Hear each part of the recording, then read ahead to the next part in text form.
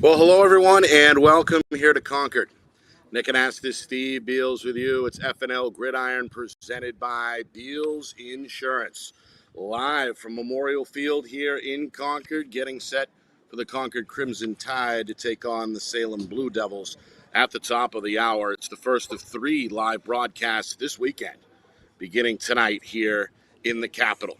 Over the next 60 minutes or so, we will talk with three guests, the first being Jay Pinzanolt of Seacoast Online. He's had his hand on the pulse, so to speak, especially in the East Division in Division 1. 2 weeks into the season, we catch up with Jay for the first time very shortly, about 5 minutes or so from now.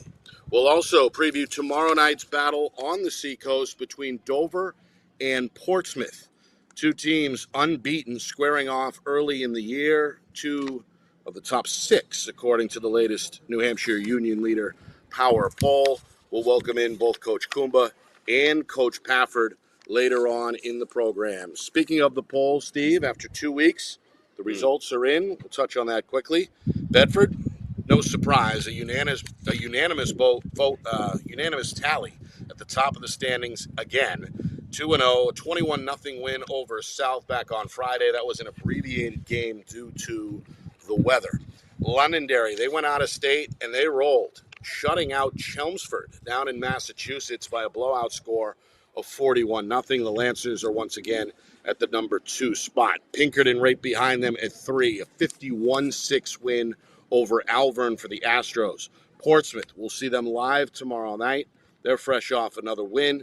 2-0 under Coach Pafford's club. Exeter is 2-0, a 31-7 win over Nashua North. That knocked the Titans out of the power poll with their first loss of the season. Dover, a 7-7 tie against Sanford. So they're still unbeaten after the Week 1 shutout victory over Winnicunnet. The Green Wave is at number 6. Wyndham at number 7. Two teams in Division 2 at 8 and 9. That's Souhegan and defending champion Pelham, both 2-0. And Concord, now 1-1. They got an out-of-state win last week at Rutland, Vermont. A shutout there of 42-0. Salem receiving votes. We'll see the Blue Devils in about an hour or so. They're fresh off a big victory and remain unbeaten. And, of course, Concord, as we mentioned, looking for their first in-state win tonight. One other team, Division 3 Campbell, got one vote in the power poll. Steve, your thoughts? Well, open that up because it's hard to remember them all at once. I appreciate that. Let's break it down. Bedford, Londonderry, Pinkerton, and Portsmouth, to me, are, and I'm going to throw Dover and Exeter in there as well. As you know, I was very high on Exeter after that. I'm not the least bit surprised that they had a wider margin over North as they did. It has nothing to do with that North isn't a good football team. They are. It's just I think Exeter's that good. So these teams are on a roll. They're all on a ride. I did get a chance to watch Londonderry down in Chelmsford, and let me tell you, their announcers down in Chelmsford were shocked. I think there was kind of an expectation that the Mass team was going to roll over the New Hampshire team and we'll be nice to them. Well, Coach Lozon and crew showed that wasn't happening, and that was an absolute romp from start to finish. I saw bits and pieces of the Pinkerton game. They are fabulous. Exeter is as advertised. How about Coach Coomber and Dover? We're going in there on Friday night. Can't wait to see the Green Wave. Can't wait to see the Clippers in person. I just got through watching the Portsmouth Clippers in the Winnicunnet game. Portsmouth, still young, still early. Making a few mistakes, but they can. They're just that good. They're powerful. They're all around 6-something. Can't wait to interview Coach Pafford to see what the actual average size is in the team. I mean, it's big. It's got big numbers, et cetera, et cetera. The rest of this is a really interesting poll this year. We kind of had this last year. Now the same thing's happening. You've got Wyndham, Pelham, Concord, and I'm going to throw Salem in there as well. Sure. Those 4 teams, I think, all are probably deserved. Not probably. I think are deserved to be a serious look in the power poll. One of those teams is going to break out. One of the things that we saw on last Friday night was we had the rainout game. We had a honey of a game, folks. You want to see a good half of football. Kind of sad that we weren't able to finish it. To my knowledge, that game was not finished. I've been looking everywhere, cannot find a final score on the Merrimack and Keene game. But, Merrimack and Keene are kind of that next tier. We'll see what they can do. But that was a really good matchup. It's going to be very interesting to see tonight two of those aforementioned teams that I mentioned. Who's going to differentiate themselves? Is it going to be Salem tonight, or is it going to be Concord? This game, in all fairness, if it's a clean, penalty-free game, could be done in 2 hours. It's these teams love to run the football. There's going to be massive clock burning. Sorry for the long response, but there is a lot of going on right now in Division I, and it's very, very exciting. Still a lot to sort through, a lot of stratification that needs to take place with only 2 weeks in the books. Let's see if Jay Pinzano can help us out. I'm sure he will. Senior writer over at the Seacoast Online, seacoastonline.com, Seacoast Media Group. Jay joins us from his house on the Seacoast. Jay, how are you? Gentlemen, welcome to 2023 high school football. Thanks for having me. Appreciate it. We appreciate you coming on. Obviously, all eyes will be on the Seacoast tomorrow night when Portsmouth plays host to Dover. Again, we'll have that broadcast here on Friday Night Lights, New Hampshire. But what are the big storylines, Jay, that you'll be looking for in that game? You guys definitely have a great game, as you know. Two teams that have started the season out strong. Dover with a convincing 35-0 season opening win over Winnicott, and then they had that 7-7 tie against Sanford, Maine, who plays in Maine's highest division there, and Portsmouth is 2-0, and they've rolled in their first 2 weeks against Spalding and Winnicott, and that's a strong team over there. Talking to Coach Pafford at the beginning of the season, he was very pleasantly surprised that he had over 100 kids come out first day of camp, and those numbers between Portsmouth and Oyster River have certainly put the Clippers in a good position where they have athletes on both sides of the ball. They got skill players. They got they're a very talented team. However, they're going to go against a very talented team tomorrow in Dover, and Eric Goomba has that team playing well, and I liked what I saw out of Ryder Aubin, the quarterback, senior, out of Dover for that opening week against Winnicott, and he's got some running backs behind him, led by senior Brady McInnes, and very strong defense led by Liam Gannon and Bryce Carberry, and you guys are in for a very good game tomorrow, as you guys know, and we predicted 28-24 victory for the Green Wave. So we're thinking Dover is going to go to 2-0 and going into Portsmouth and handing the Clippers or Clipper Cats their first loss of the season. Jay, you mentioned the numbers, and that's something, Steve, you and I have heard from everybody we've Across talked to, state. right, on air, off air, all summer. Especially, it seems like in the East, Dover, Portsmouth, Memorial in that division with a rise in numbers. Exeter, as usual. What do you attribute it to, Jay? Why is the return of football, so to speak, apparent here in 23, especially on the Seacoast? I just think it's you have ebbs and flows of numbers, and I think we're just in a year where this class of kids, this sophomore through senior class of kids, have grown up playing football. They like playing football, and they're getting a lot of work in the off season. And I just think it's one of those years where you have high numbers. Maybe next year or 2 years down the road, numbers won't be as strong as this year. But as you said, it seems across the board numbers are up. And that's great to see, and maybe as we get further away from the 2020 COVID season, more kids are coming back to football. Who knows? Maybe that's part of it as well. And but I know Coach Pafford was very excited to get his numbers over that 100 mark going into this year, and he's got some players for sure. So does Dover. So we're picking Dover in a close one. Boy, that begs a question, Jay. I was able to see a little bit of the Portsmouth Clipper game against Winnicott, and their defense from corner to corner, linebacker core, defensive linemen, they all look the same. They all look about 6'1", 195 pounds Yeah. ripped, and they come up and just they're like an oak tree on wheels. They're unbelievable, and they can move, and they're just fearless when they come up. Everybody seems to know their assignment. So we'll park that, if you will, in the Portsmouth corner. Then I was able to take a look at the same opponent against the Green Wave, and saw a little of that game. One of the things I saw was an offense that had a tremendous amount of kinetic energy.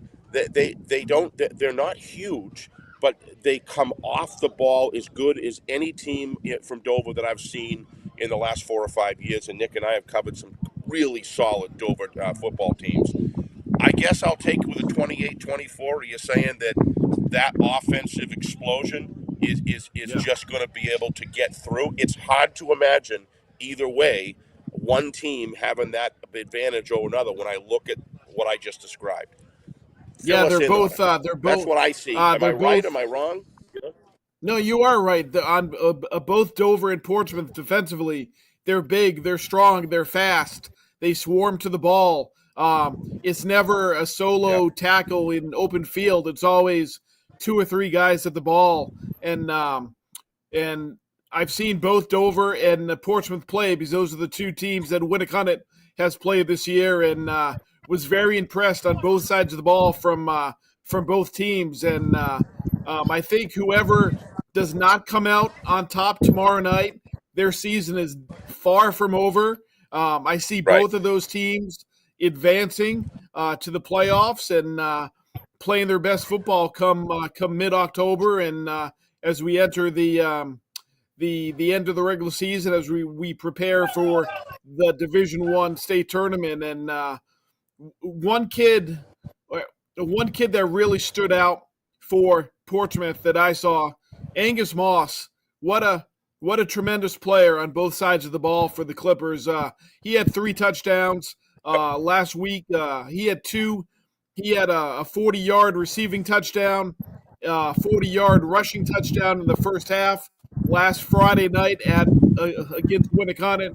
Then he came back Saturday as the game was suspended at halftime. They came back Saturday, and Moss had a 38-yard touchdown, and just a tremendous athlete. And Ryan Francor, the head coach for Winnicott, made sure to stay at the back of the line after the game to make sure that he was able to spend a couple minutes with Angus Moss, just sharing his appreciation for the player that Moss is. And I know Moss is getting a lot of attention to play at the next level next season.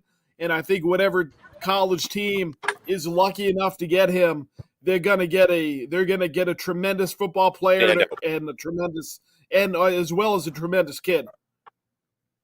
Yeah. One last question, Jay. What does each individual team have to avoid? What mistake do they have to avoid given their opponent in order to kind of come as tight a result is what you're talking about right there? And then last question, one more quick one.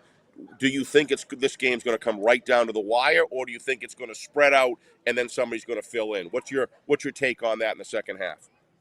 I think to your first question, I think is if you talk to any coach throughout the season, and no matter what level you're talking to, whoever wins the turnover battle is going to be able to come out on top. If you're able to move the chains, eat up some clock, take care of the football, keep the other offense on the sidelines, that gives you a big advantage in that game. But if you're defensively, if you're forcing turnovers, if you're able to come up big in short yardage situation and get a turnover on downs. So I think protecting the ball on offense and maybe causing a turnover when you're on defense, and maybe coming up with a big 3rd and short, 4th and short type of play that maybe flips the field and gives the field position to the opposition. And then what about the second question? I think it's secondly, I think it's going to be a back and forth type of game. I don't think any team is going to lead by more than a touchdown. I think it's going to be one team scores, the other team answers. and it could be one of those games where whoever happens to have the ball last is gonna be in a position to move the ball and put themselves in position to win the game. Jay, as usual, we appreciate it. We look forward to talking to you more. Right? Maybe tomorrow. Sure, we'll be out there. Want to stop by? I will not be at that game. I will not be at the Dover Portsmouth game. My colleague Brandon Brown, who's entering his third season for us covering high school football, he'll be at the game. I will be at Winnicott Memorial, and we'll be scattered across the seacoast. I think we have 8 games going on tomorrow, so we'll be scattered across. I will be at Winnicott Memorial. Brandon will be with you guys at Portsmouth and Dover. So again, thank you guys for what you do. You guys do a great job of promoting high school football in the state of New Hampshire. And anytime I get the text, if I'm available to hop on, I'm more than happy to carve out a few minutes to share some knowledge that I think I might have in the Seacoast and share that with you guys. So thank you again, and I'm always thankful for you guys having me on and getting some Seacoast knowledge here. We appreciate it. Thank you, Jay. That's right. again Thank Jay you. Pinzanolt of the Seacoast Media Group. Steve Beals and I here are live from Memorial Field in Concord, getting set for Salem and Concord at the top of the hour. Tomorrow night we're on the Seacoast, where Dover takes on Portsmouth as those two teams try to separate themselves in the Division I East standings. Let's bring in the Green Wave head coach right now, Eric Goomba. Welcome back to the program, Coach, a friend of the show. Looking nice, getting ready to meet the parents in about 20 minutes or so. Coach, we appreciate you carving out some time for us right before the open house. Thank you. He brought out the nines. No problem. Thanks for having me. The nines. You're making us look bad, Coach. In about 18 minutes, this place is going to be swarmed with parents asking questions about their kids, but it's important to make sure that I carved out some time to talk to you guys. Yeah, I appreciate that, Coach. We won't hold you very long. Tell me about this group. How would you summarize the summer and the first 2 weeks of the season? So this group is, they're experienced, and I think it's a lot easier coming into a season when that foundation's already set. With as many returning guys we've had, a lot of those guys in our program are 3-4 year varsity players, we brought back Ryder at the most important position in high school football, the quarterback spot. So this group is there's some continuity. There's already they have relationships built amongst each other, and it's been easy to kind of build off of that as we progress through the summer and early on in the season.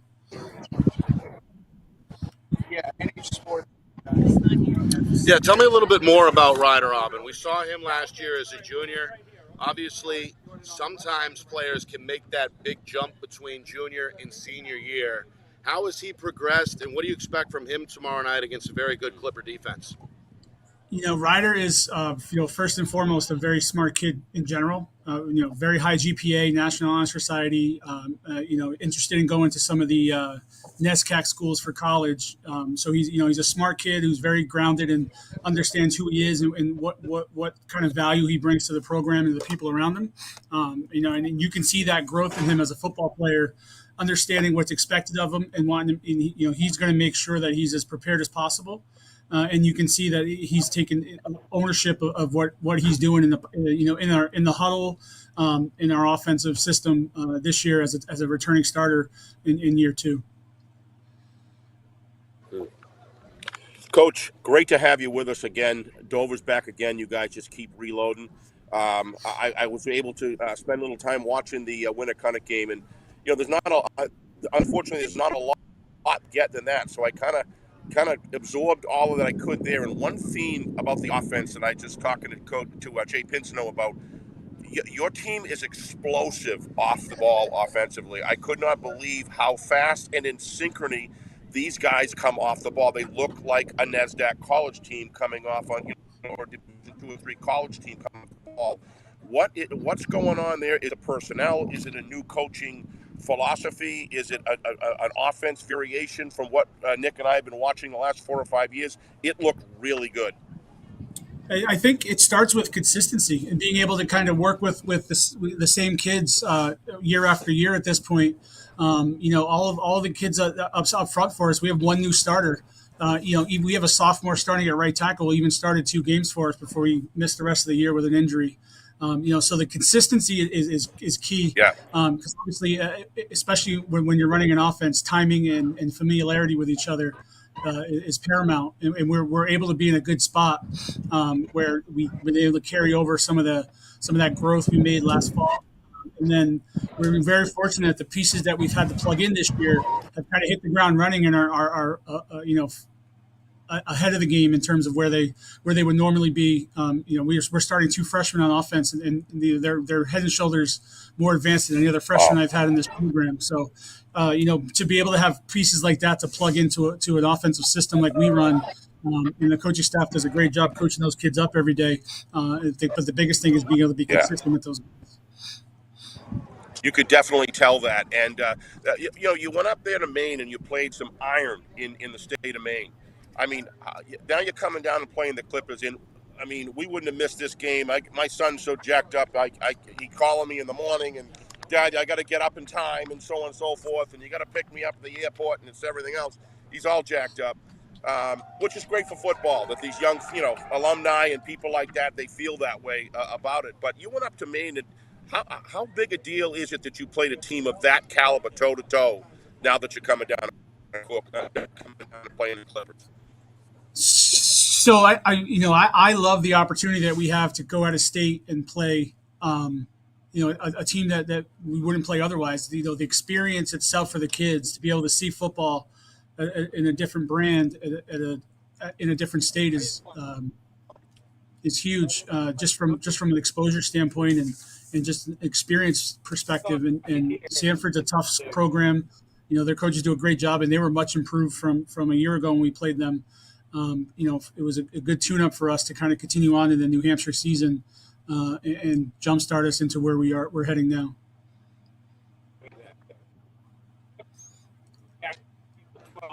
Well, we'll be there. Before I hand it back to Nick, terrific job, Coach Offense. You a lot of fun calling plays with this group of guys. They really get off well. I didn't see no mistakes either. They're just really fine-tuned. So congratulations to you.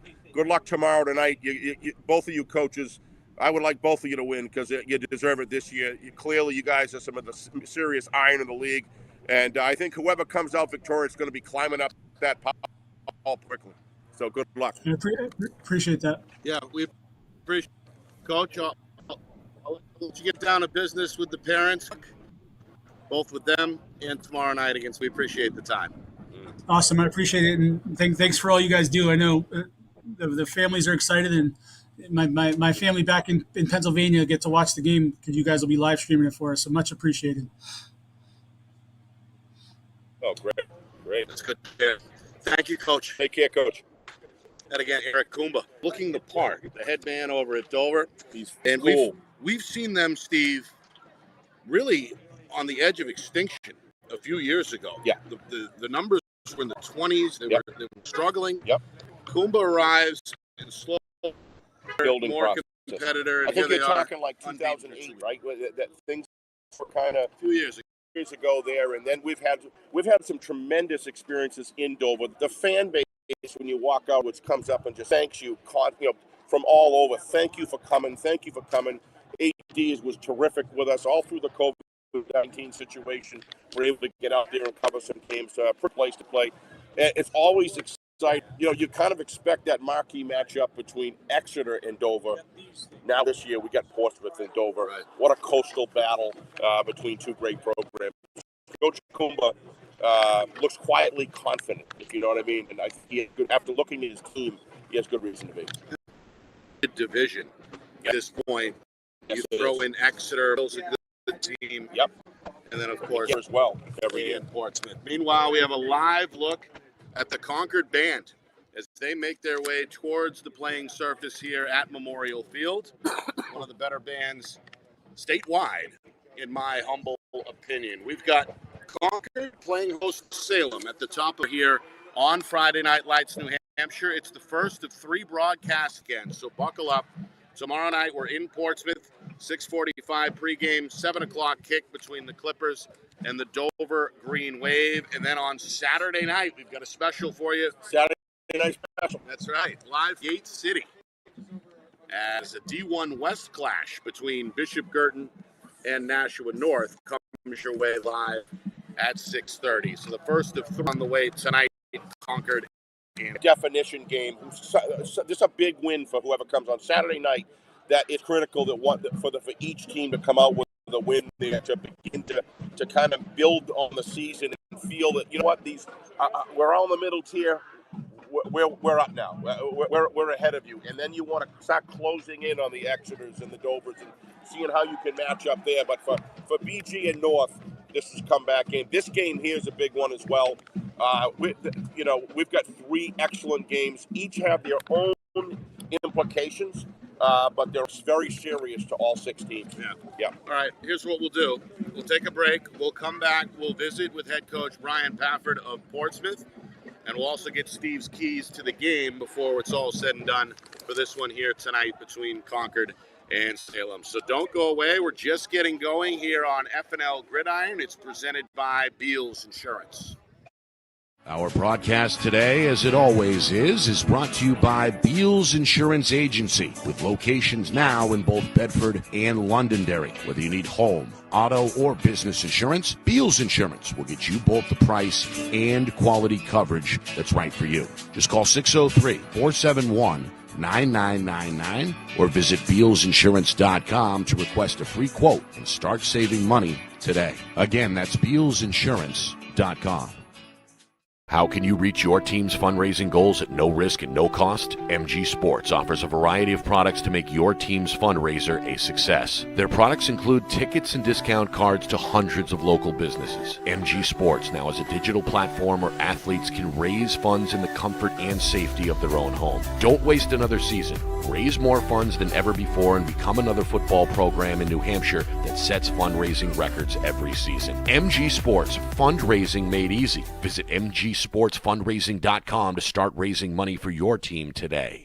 The New Hampshire Tomahawks promote the highest level of club lacrosse competition, not just in the state, but in the country. Looking to get recruited? Director Chris Cameron keeps an open dialogue with the nation's top college lacrosse coaches. Over 400 New Hampshire Tomahawks alumni have played at the college level, including the ACC, Big East, Big Ten, Ivy, NESCAC, NE10, and more. New Hampshire Tomahawks coaching staff has over 100 coaches, including current high school, varsity, and college coaches. The Tomahawks offer training for players of all ages, clinics, camps, and leagues, along with spring, summer, and fall elite teams. So play with the best. The New Hampshire Tomahawks, showcase and development for college lacrosse. Visit NewHampshireTomahawks.com and girls.nhtomahawks.com.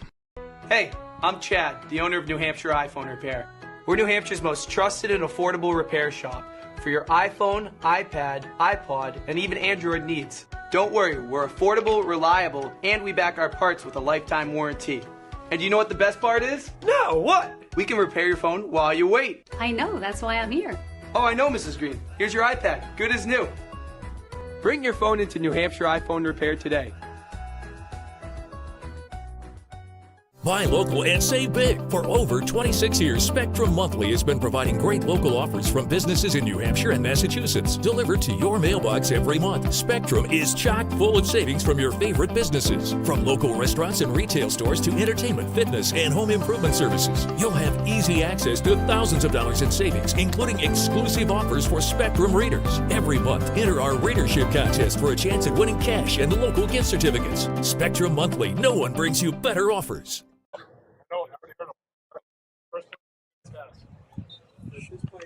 Well, welcome back here to Concord. Nick and Astis, Steve Beals with you live from Memorial Field. Closing in on the top of the hour kickoff between Concord and Salem. Two teams trying to grapple for positioning here in week number 3. Salem is 2-0. And, of course, Concord is looking for their first in-state win after punishing Rutland, Vermont by a final of 42-0 last week. We spoke already with Jay Pinzanold, senior staff writer at Seacoast Media Group, and we spoke with Eric Goomba, the head coach of Dover. His Green Wave will be battling Portsmouth on the road tomorrow night here on Friday Night Lights, New Hampshire, and we're about to get Portsmouth head coach Brian Pafford's thoughts on that matchup in about 5 minutes or so. But Steve, as we take in here sights and sounds of these two teams, Concord and Salem, warming up on this grass field, your initial thoughts, as you were saying off air just a moment ago, it's going to be ground and pound both ways, and this game could move very quickly. Well, our field tech director, John Barron, just thinks it's going to be an open pass. First play, he thinks. So I think he's just trying to mess with my head. I'm not sure. If it is, there won't be a lot of them. Both of these teams are excellent running football teams, and they've got the tools to get it done. Ilya Bahuma, apparently against Rutland, had a field day, to say the least. I'm sure there was a little breakout energy going on there after the containment job that Londonderry did against them. I'm not the least bit surprised that Bahuma came out in explosion. I expect him to same tonight. Although, if you look at Salem, when they what we saw in the Jamboree, I thought they looked very solid. Steve looks happy with his team and Coach Abraham. And I think that that game to go that tight, 19-14 win over Keene, which showed me on Merrimack that they're a formidable team. I mean, they're not loaded, but they're solid. And, they come off the ball pretty well, too, and they're young. So I think this game is going to be not only a ground and pound, I think it's going to be some opportunities to break open, because both of them have some runners that can, when they get in some open space, can make things happen. The defense of Salem, to me, looked very fast. I'm sure that's going to be a challenge for Coach Corkum. But I would expect this one to be reasonably tight in through the third quarter, and then somebody's going to impose their will on somebody. And like that always happens in these games, and then at that point it'll start going downhill. Well, we saw Salem for 2 quarters. Yep. Right? Back in the Queen City Jamboree in late August, a week before the season opener. And they had some players. They had that reloaded backfield that you talk about, and they could run the football. And, of course, Bahuma, who everybody's been talking about really all summer, love him, came back in a big way last week against Rutland. So this may be the better of the trench play, which it always usually comes down to in the end anyway. But how about defensively? Anything the coaching staffs can do to try and slow down the opponent's run game? So that's a hard thing to answer, because my only knowledge that I have is watching Concord play against Londonderry defensively, and that's a little different than what I saw Salem play in a half of football in the gym. So if I had to judge by those two, Salem's defense looked extremely good, very fast, shooting good vectors. I thought they looked very solid. But I think, in all fairness, with Concord, now that we're past the Londonderry game, going to play another formidable opponent, but probably not at the Londonderry caliber, certainly at this point. We're going to get a chance to see these athletes from Concord play. And there were some guys there that were pretty darn quick. They just ran into a buzzsaw down in Lancer Field. Yeah. A lot of teams do. Yeah, they do. Again, shadows starting to grow long here on the field. Both teams are in the middle of their warm-ups. The Concord band is now seated off to our right, and the Concord cheerleaders are along the home sidelines. Which we will have on at halftime. That's right. This place starting to get a game day feel here on Thursday night. If you're just joining us again, what's this Thursday night football all about? Well, we saw it in week number 1. 2 games are scheduled in Division 1. And we have another D1 contest here to kick off week number 3. Part of it, of course, is the officiating, trying to spread out the referees across multiple days to cover more games. And it gives us, in the media, an extra game to cover and an extra game for you to watch. Don't say anything. No, you're absolutely right, Nick. It is the official situation, which is dire. Any of you football minds out there, former college football players, former high school football players, people that are interested in volunteering out there. It's actually not volunteering. It pays pretty darn well. Get out there, get down to NHIAA and put your name in for some officials, because we need them badly to fill in. And but however, the net result of this is, to Nick's point, is that we do gain an opportunity to broadcast more games to people. And what that does is builds that fabric and mosaic, if you will, of programs being able to watch other programs on TV. It kind of builds that camaraderie. a lot of guys getting together after practice, watching games. Who have a Friday night, and then you got some Saturday games, and I think it's a good. The net effect of it for football is a very, very good thing, and I'm certainly excited about it. I love it. Yeah. We're waiting on Coach Prapper to phone us in from Portsmouth. He should be joining us here in a moment. Again, hit the subscribe button if you're new to the channel. We're on YouTube at FNLNH Media. Again, Friday Night Lights New Hampshire on YouTube at FNLNH Media. Another live look in here at Memorial Field, a grass field, Steve, which you and I can enjoy. Absolutely. And it looks like it's in pretty good shape. It does. As well here with wheat. There's certainly been water issues. If anything else, it's been flood issues. Right.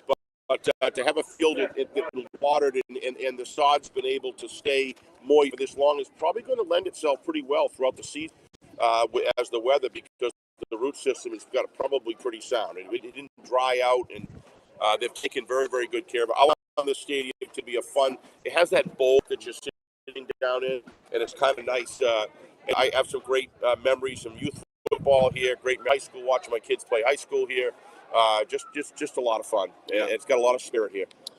The old school wooden bleachers, yes, is a nice touch as well here in Concord. Folks continuing in. It looks like the parking lot is pretty close to full. So you're talking about? Yes, go ahead. I think that Coach Abraham, his play calling tonight is going to be critical to his success. He knows exactly what he runs and why, and if he's on his game tonight, it's going to be very, very hard for Concord to work off, because they work off the play action extremely well. Coach Abraham, when he's at his best, holds off in the play action as long as it takes until he gets the sort of over pursuit that he's looking for and nails you with that play action pass.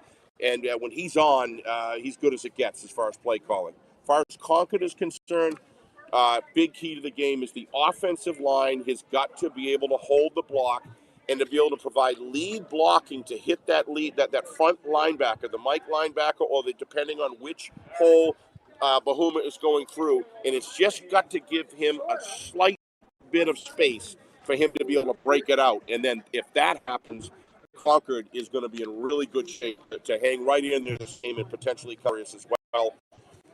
Ball control on both sides. We got to have every single game. Special be important on a grass field. A lot of times you can kick a ball and in a field like this, it'll just go boom. You've got to throw into better than your opponent is, whether you're on kickoff or kick return or punt return. Field goals. I think points after with two running teams. Who can consistently get the points after is always critical with two running teams, because those points are the differentiators sometimes in a tight game at the end. Yeah. So, all right. We are waiting for Coach Bafford, and he's ready right now. Let's bring him in. The longtime head coach of the Portsmouth Clippers joining us from the car. Coach, how are you? I'm great. Yeah, from the car. There's too many people around in the coach's office, so I had to get out of there. Well, we spoke to your counterpart earlier. He certainly is trying to get his guys ready for this early season battle tomorrow night. I look at your team and what you've done through 2 weeks, outscoring opponents by a combined 82-6. I'm not sure what's more impressive, Coach, the 82 or the 6. But let's just start with the offense. How explosive is this group in your mind? I don't know how explosive we are. I think we have a lot of different kids. I think we've had 7 or 8 kids score. There's just not one person you can key on. And to be quite honest, we didn't play very well in the first half against Winnicott and needed to pick it up on Saturday.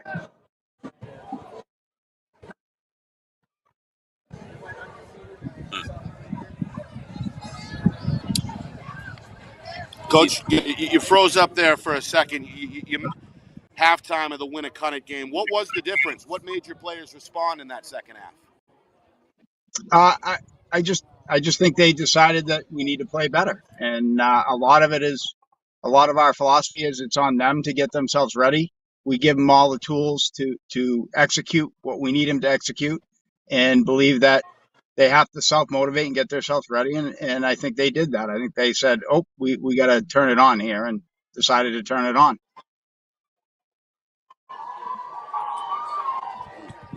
How about that defense, Coach? A combined 6 points given up through 2 weeks.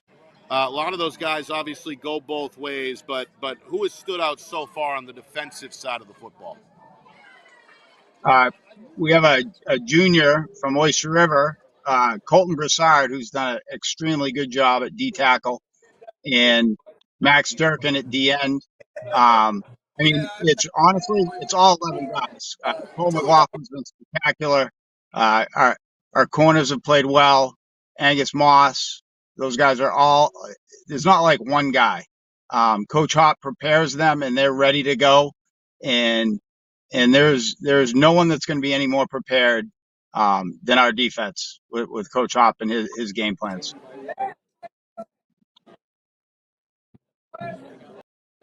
Coach, to see you again. Congratulations. Numbers, quality of players. I'll tell you, I agree with you. I watched the game. First half looked a little bit like they were developing, kind of getting things rolling. And then in the second half, it looked, they started playing somewhat up to their potential. I think there's even more potential as you guys progress because the athleticism that your team has is incredible. And they're fearless as far as coming up and hitting. They're literally fearless. They look like tree trunks on roller skates. I'll tell you, they're pretty impressive. But one of the things I was going to ask you is that I was taking a look at the offense of Dover, and I thought they looked pretty solid. What is it that you think you have to worry about? The primary concern, if you have one, about that offense that you've got to sustain in that game to provide you guys the capability of imposing your will as opposed to their will on you? What do you see as a key element of their offense you need to stop? Well, clearly we have to control the line of scrimmage, which we did not do well against them last year. But their offense starts with Ryder. He's phenomenal. He is the best quarterback I've seen in person in the state. I haven't seen Danny Black in Bedford except on TV. Ryder is phenomenal. He can make the throws. He can run. He makes great decisions. He makes that offense click, and he's got weapons around him. So much like us, you can't stop one person, but he makes them go. Yeah. What do you attribute numbers? Did you have any idea that it was going to be 100 plus 3, 4, 5 months ago, or did this just keep on rolling in? Is something in the water over there in Portsmouth? Because your numbers have been growing. Program to have over 100 players that's huge for depth, for the future, for the spirit. You know, there's a whole bunch of things that are good about that. So, what happened this year? Do you think? So I actually think COVID helped us because we did a lot of free stuff for some younger kids back then, and it's kind of rolled on. I expected about 105 looking at what we had in the youth program, and we ended up on paper at one point 116, and I think we're at 108 right now. So I didn't expect that many. I expected to be around 105 to 100. But it just there's a lot of problems with that many kids when you got to deal with that many kids, but they're all good problems to have. Yeah, absolutely good problems to have. Coach, this is a marquee game for us. We're very excited to come in tomorrow. I'm actually heading up to Portland Airport to pick up my son tomorrow because he wants to come in and do camera from college. He's so excited. He loves your team, loves Coach Goomba and his team. There's going to be a lot of excitement tomorrow. We certainly love coming to Portsmouth. Can't wait. And I expect this thing to be an epic battle. Any individual comments about what you guys have to do offensively? What is it that you need to accomplish offensively in order to be able to keep up with their offense? What has to go well? What specific part of the game? Once again, we have to control the line of scrimmage. We have to be unpredictable. Game one, we ran the ball extremely well. Last week, when it kind of loaded the box, and we ended up throwing it. So we're going to have to mix it up, but we have to control the line of scrimmage. I mean, it really comes down to that. It's basics. It's simple. It's not a complicated game as much as we as coaches want to make it complicated. but it comes down to the basics. It's not easy. I mean, and I would be remiss if I didn't comment on Coach Goomba today. Looked spectacular in a suit and tie, in his jacket and tie. Let me tell you, I think he's going out somewhere afterwards, Coach, tonight. Something's going on. I don't know, but he's probably going to take some time out and think about this one tomorrow. But, you know, I'll talk about you for a second here, too. I watched that game. I've been able to see the best I can, and you know the material. I think it was Portsmouth. It was on YouTube, and you look like you're having a lot of fun out there. Your other assistant coaches are running around. Everything looks in order. You look like you're having as much fun this year as I've seen you have. You always do, but it's really enjoyable to watch, and we wish you the very, very best. One of our favorite guys here at Friday Night Lights. We love coming to Portsmouth, and the way we're treated there is always appreciated. So have a great game tomorrow, and tell the boys the same. Yeah, I appreciate it, and hopefully in the near future you'll have a nice new press box here. We'll make it a little more enjoyable. But yeah, we're all having a ball. Yeah. You'll be outside tomorrow night. You look like you're having fun. We are having fun. Coach, we appreciate it. As usual, thank you. Best of luck tomorrow night. We'll be there, and we appreciate your time tonight. Yeah, and we thank you and appreciate everything you do as well. So we'll see you tomorrow night. You got it. Good. Take Thank care. you, Coach. And again, Brian Pafford, long time Clipperhead man. They've got a real test tomorrow night against Dover, as it's a meeting between the unstoppable force and the immovable object between Dover and Portsmouth, two longtime rivals, which makes it fun as well. And let's not forget the man in the tie tonight, Coach Goomba, as well. He's having a lot of fun too. You can see he's when you got a quarterback like he's got, that he can take his offensive mind and go and translate that on the field. That's a very exciting thing when you can say, go do this, and he goes and does it in spades. That's pretty fun for a Coach Goomba who offensively puts a lot of time and effort into precision. It's showing now. I'm going to go. I do not dare predict this game. I honestly don't. To me, this game is going to be jammed right at the end, and then something's going to snap on special teams. And I don't know who it's going to be yet. That's my guess. Something's going to snap. It's not going to work in special teams, or someone on special teams is just going to have a spectacular run back or something, and that'll be the difference maker. Back in week 1, we brought you 3 broadcasts to kick off the season. Here in week number 3, we've got 3 more. The first 3 were all lopsided contests. I have a feeling that these 3 may come down to the final snap. We begin to find out at the top of the hour. Concord and Salem first up here on a Thursday night. Tomorrow night, we're on the Seacoast for a 7 o'clock kick between Dover and Portsmouth. We round things up on Saturday in the Gate City, where Nashua North will visit Bishop Burton at 6:30. All right, we'll wrap things up here. We'll get a new link going, and then it's game time at the top of the hour between Salem and Concord. This has been FNL Gridiron, presented by Beals Insurance.